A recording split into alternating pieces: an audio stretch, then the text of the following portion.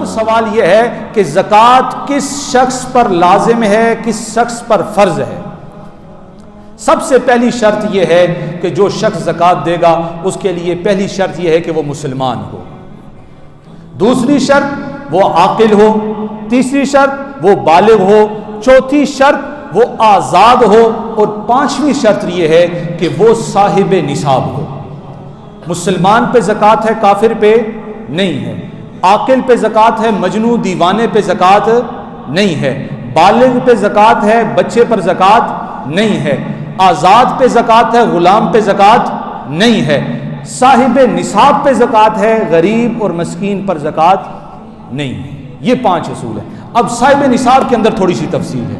صاحب نصاب اس شخص کو کہا جاتا ہے کہ جس کے پاس 7.5 تولہ سونا موجود ہو یا 52.5 تولہ چاندی موجود ہو یا اس کے بقدر روپیہ پیسہ موجود ہو یا مال تجارت موجود ہو۔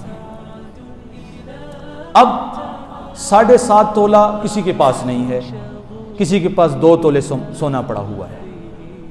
اکثر ایسا بھی ہوتا ہے کہ لوگ کہتے ہیں ہمارے پاس 7.5 تولہ نہیں تو ہمارے اوپر زکوٰۃ نہیں۔ مسئلہ دھیان سے سنیے گا، حدیث جو ہے نا، جو اصل مسئلہ یہ ہے کہ اگر کسی شخص کے پاس 7.5 تولہ نہیں ہے، 5 تولہ ہے مثال کے طور پر، اور اس کے پاس کچھ نقدی اس کی ضرورت اصلی سے زیادہ ہے، تو ان دونوں کو ملایا جائے گا اور دیکھا جائے گا کہ یہ رقم کیا چاندی کے نصاب کو پہنچ رہی ہے کہ نہیں پہنچ رہی۔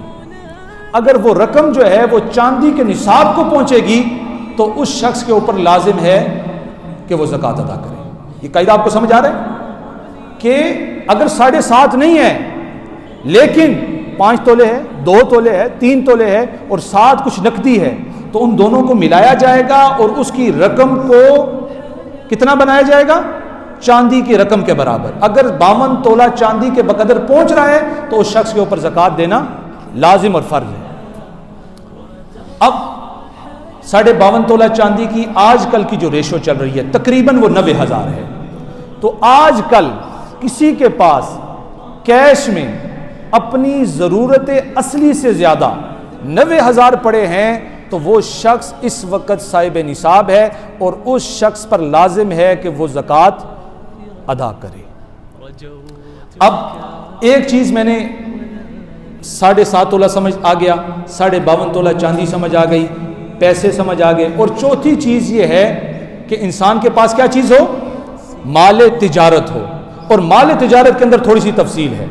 تفصیل یہ ہے کہ مال تجارت آپ کا کسی بھی صورت میں ہے، آپ کے پاس پلاٹ ہیں، آپ کی کریانہ کی دکان ہے، آپ کی مل ہے، آپ کی فیکٹری ہے، آپ کا گودام ہے، کسی قسم کا بھی مال تجارت ہے، تو آپ نے کرنا یہ ہے، مثال کے طور پہ ایک آدمی ہے، اس کی کریانہ کی دکان ہے، تو اس نے اس کریانہ کی دکان پر فروخت کرنے کے لیے جو چیزیں پڑی ہیں اس کی اس وقت کی قیمت لگائے گا اور اس قیمت لگانے کے بعد اس کی زکوٰۃ ادا کرے گا۔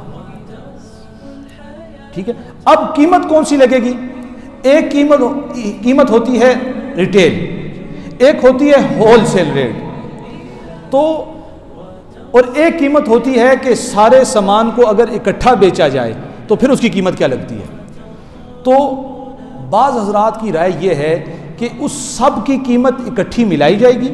مثال کے طور پر 1 لاکھ کا دکان میں سامان پڑا ہے جو فروخت کرنے کے لیے، اب کوئی ٹیبل ہے، کرسی ہے، اس کی قیمت نہیں لگانی، جو فروخت کرنے کے لیے چیز آپ نے رکھی ہے اس کی قیمت لگانی ہے اور اس چیز کی زکوٰۃ ادا کرنی ہے۔ ٹھیک ہو گیا؟ اب اس میں بعض حضرات کے پاس اگر پلاٹ ہے اور پلاٹ اس نیت سے خریدا ہے کہ یہ بڑھے گا، مجھے منافع ہوگا تو میں اور انویسٹمنٹ کروں گا کہیں پر، تو اگر اس نیت سے پلاٹ خریدا ہے، کوئی مکان خریدا ہے، کوئی پلازا خریدا ہے، تو اس شخص کے اوپر بھی لازم ہے کہ وہ کیا کرے؟ اس کی زکوٰۃ ادا کرے۔ اب زکوٰۃ کیسے ادا کرے گا پلاٹ کی؟ کہ یہ نہیں کہ جتنے میں پلاٹ خریدا تھا، مثال کے طور ایک آدمی نے 10 لاکھ کا پلاٹ خریدا ہے اور اب پلاٹ کی قیمت 20 لاکھ ہوگی، تو وہ کہے گا چونکہ میں نے تو 10 کا خریدا تھا تو زکوٰۃ میں 10 کے حساب سے دوں گا۔ نہیں، آپ نے اس وقت مارکیٹ ریٹ کو دیکھنا ہوگا کہ اگر اس وقت اس پلاٹ کی قیمت 20 لاکھ ہے تو آپ نے زکوٰۃ بھی 20 لاکھ نکالنی ہوگی. ٹھیک ہو گیا. اب اگر گھر ہے، اب گھر کی نوعیت کیا ہے کہ ایک فیصل آباد میں، ایک پنڈی میں، ایک اسلام آباد میں، ایک امریکہ میں ہے. تو اگر اس نیت سے ہیں کہ میں یہاں پر رہوں گا تو پھر اس پر زکوٰۃ نہیں ہے. ایک شخص ہے، اس نے ایک پلازا بنایا اور اس نیت سے بنایا کہ اس کے مجھے کرائے آئیں گے، تو اس شخص کے اوپر بھی کوئی زکوٰۃ نہیں ہے. ہاں وہ جو کرایہ ہے وہ اگر سال گزرنے کے بعد آپ کے پاس محفوظ ہے تو پھر اس وقت کے اس کا حساب لگایا جائے گا. لیکن صرف کرائے کی مد میں اگر کوئی پلازا بنایا تو اس پلازے کا آپ کو زکوٰۃ ادا نہیں کرنی. ایک اور مسئلہ ہے، صورت مسئلہ یہ ہے کہ اگر کسی شخص نے ایک پلاٹ خریدا ہے کہ جناب میں اس پر گھر بناؤں گا، ابھی گھر نہیں ہے، نیت گھر بنانے کی ہے، تو اس شخص کے اوپر بھی کیا ہے؟ زکوٰۃ نہیں ہے. ہاں اس میں تفصیل یہ ہے کہ اگر ایک شخص ہے، اس نے 50 لاکھ کا پلاٹ لے لیا اور 50 لاکھ اس پر بنانے پر انویسٹ ہوتی ہے، تو اس شخص نے ایک کام کیا کہ کہا کہ یہ 50 لاکھ جو میرے اکاؤنٹ میں پڑے ہیں، کیونکہ یہ بھی گھر کے لیے ہیں تو اس پہ زکوٰۃ نہیں ہوگی. ایک خیالی پلاؤ انسان ذہن میں بناتا ہے نا. تو اگر گھر لے لیا ہے، زمین لے لی ہے، تو زمین پر تو زکوٰۃ نہیں ہے. ہاں اگر آپ کے بینک میں اس گھر کو بنانے کے لیے پیسے پڑے ہیں اور اس رقم کو آپ کے اوپر سال ہو چکا ہے، یعنی آپ صاحب نصاب جس دن سے بنے تھے اس دن آپ کو سال پورا ہو رہا ہے، تو اب باوجود اس کے کہ وہ پیسے آپ نے گھر بنانے کے لیے لیے ہیں، آپ کو اس کی بھی زکوٰۃ ادا کرنی پڑے گی. اگر وہ بینک میں ہے، اگر گھر بن گیا تو کوئی زکوٰۃ نہیں.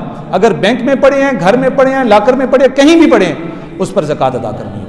ہاں اس کے اندر ایک اور چیز ہے، وہ یہ ہے کہ بعض اوقات یہ ہوتا ہے کہ انسان جو ہے کسی کو قرض اس نے دیا ہوتا ہے، کسی کے پاس اس کا کوئی قرض پڑا ہوا ہے. اب آپ نے کسی کو 1 کروڑ روپیہ یا 1 لاکھ روپیہ قرض میں دے دیا. اب آپ نے کیا زکوٰۃ ادا کرنی ہے کہ نہیں کرنی؟ تو اس رقم کے حوالے سے مسئلہ یہ ہے کہ اگر آپ کے پیسے کسی شخص کے پاس پڑے ہیں تو جب تک وہ دے نہیں دیتا تب تک آپ کے اوپر اس کی قرض ادا کرنا ضروری نہیں. لیکن جس وقت وہ قرض دی کے پیسے واپس آ جائیں گے تو اس وقت اس سارے پیسے کی زکوٰۃ ادا کرنی ہوگی. مثال کے طور پہ اگر آپ نے 5 سال کے لیے قرض دیا تھا کسی کو، تو جب زکوٰۃ ادا کریں گے تو پھر 5 سال کی اکٹھی زکوٰۃ ادا کریں گے.